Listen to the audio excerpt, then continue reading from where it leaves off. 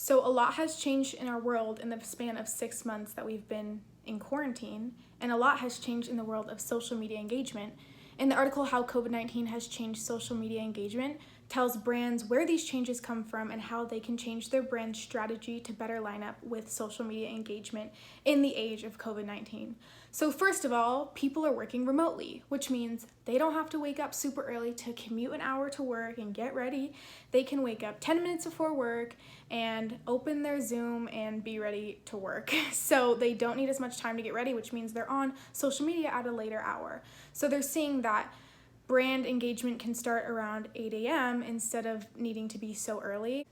People are on their phones all day now, and I kind of thought this might be the opposite. I thought people might not be on their phones while they're working throughout the day and be on their phones at 5 p.m. once the workday ends, but they're actually seeing an opposite of this happen, and people are on their phones all day on Instagram and Twitter kind of scrolling as their distraction from remote work instead of going on social media platforms after work. So brands really have picked up on this and realized that they need to be posting in the hours that people are working so that they can generate the most engagement.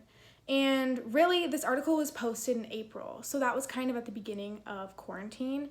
So even now, the strategy has changed. I mean, this article doesn't even talk about how TikTok has blown up the algorithm, and this was way before the political and social unrest in our country. So these issues just coincidentally popped up while we were in quarantine, while COVID-19 was happening. But nonetheless, brands still had to respond to the issues and keep up with what was happening in our country. So, whether genuine or not, brands came out with statements primarily on Instagram out of all social media platforms, because that is where we were seeing that was the biggest push in support for these issues. But brands would come out with statements in support of the Black Lives Matter issue, and they had to use social media in a way that their followers would engage with and respond and form genuine support for the brand that they want to engage with.